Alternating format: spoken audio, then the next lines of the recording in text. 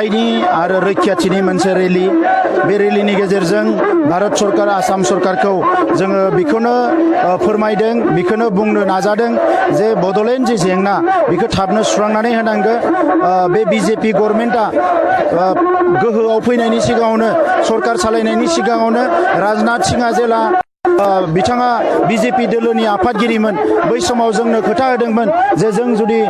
भारतखौ सालायनो मोनोब्ला बे 5 बोसोराव बर'फोरनि जेंनाखौ सुस्रांनानै होगोन होननानै खुगाजोंल' बुंनाय नङा बिथांमोना लिरनानैबो होदोंमोन मेनिफेस्ट' नाथाय 5 बोसोर जानोसै दासिमबो बिथांमोना जोंनि जेंनाखौ सुस्रांनो जेबो लामा लायाखै ओंखायनो दिनै फिन खेबसे क'क्राझाराव बे मोनसे गिदिर सुबुं गौमानि गेजेरजों सुबुं आरो हानजा सुरनायनि गेजेरजों जोङो सरकारखौ जोङो बेखौनो थोंजोङै बुंनो नाजादों जे थाबैनो बड'लेण्ड जेंनाखौ सुस्रांना होनांगौ नङाबा बे सोमावसारनाया गोख्रोंनिफ्राय गोख्रों जागोन आरो बेराफारसेथिं जोंनि ट्राइबेल माहारिफोरखौ धंस खालामनो जि मोनसे हाबाफारि लादों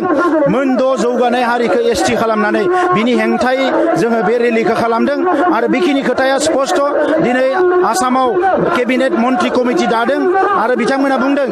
अ केटेगरि बानायनानै बेवहाय एसटि बानायनाय जागोन होननानै नाथाय भारतआव मोनसेल' एसटि दङ आरो बिनिखायनो जि बिल लाबोदों मोन 6 हारिनि बे बिलआ रायजो सभायाव जेराव बिथांमोना बिलखौ गथायदों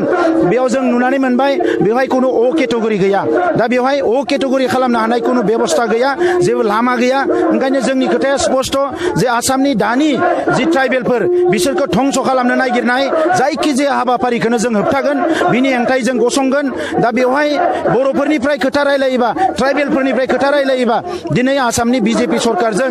बर'निनो मोनसे हानजाया सरकार सालायदों मिसिंनि मोनसे हानजाया सरकार सालायदों राभाफोरनि हानजा राजखान्थि हानजाफ्रा सरकार सालायदों दा दिनै बे मोन 6 हारिनि बिला होबथानांगौबा बिथांमोना दिनै सरकारनिफ्राय ओंखारबोनानै बे सरकारखौ सिफायनो हायो आरो बे सरकारखौ लोरबां खालामनो हायो आरो अब्लानो बे बिला थाबथागोन ओंखायनो जोंनि खोथाया स्पष्ट जे दिनै बर'फोरनिफ्राय बिपिएफ हानजा हाग्रामा महिलारि बिथांनि दैदेननायाव बिजेपिजों लोगो नांनानै सरकार सालायदों एजिपिआ जुदि सिटिजेनशिप एमेन्डमेन्ट बिलखौ लाबोनायनि थाखाय सरकारखौ गारनो हायोबा दिनै बिपिएफ दोलोआबो 6 कमिउनिटि मोन 6 हारिखौ एसटि खालामनायनि बिलखौ लाबोनायनि थाखाय सरकारखौ नागारनांगौ आरो जोंनि खोथाया स्पष्ट जाय एमएलएआ नागारनानै फैग्रोगोन बिथांमोननो बान्था होनाय जागोन आरो जाय बिथांमोना दिनै सरकारखौ नागारनानै फैया बिथांमोनखौ फैगौ इलेक्सनाव नाथाय जोङो बिनि थाखाय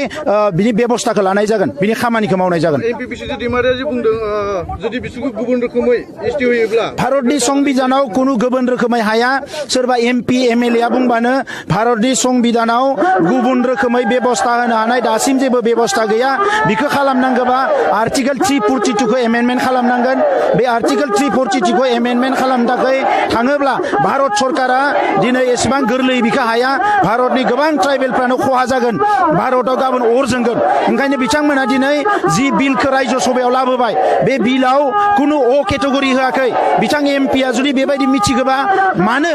बे रायजो सभायाव बिलखौ लाबोनाय समाव अ केटेगरिखौ सोनानै होआखै दिनै बेवहाय जोंनि मानसिफोरखौसो थगायनो उल्थां फाल्थां खोथाफोरखौ बुंलाबायबा जानाय नङा भारतनि संबिधानाव कोनो अ केटेगरि होननाय गैया आरो बेनिखायनो दिनै आसामाव बिथांमोना मोनसे रुल बानायनानै केटेगरि बानायगोन होननानै बुंनो नागिरदों नाथाय इन्डियानि कनस्टिटिउसनाव मेजर जेबो एमेन्डमेन्ट लाबोनो हाया बिनिखायनो जोंनि खोथाया स्पष्ट जे बिथांमोननि आखायावसो दा बे 6 जनगोष्ठीखौ होबथानांगौआ एमपि एमएलए फोरनि आखायाव ओंखायनो जोंनि खोथाया थोंजोङै जों बुङो जे बिथांमोना सरकारखौ नागारनानै फैनांगौ जुदि हमथानो हायाब्ला आरो बिथांमोना थासेयावबो जुदि बे बिला पास जायोबा जोंनि मोनथाया खहा जायोबा अब्ला रायजो राजाफ्रा बिनि बेबस्थाखौ लानांगोन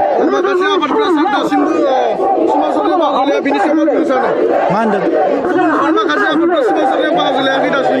बे बिथांमोननि खोथा बड'लेण्ड सोमावसारनाया बर' आइ आफा रायजो राजानि सोमावसारनाय बे सोमावसारनायाव 5,000सो बर' फिसाया मुंख्लं जाबाय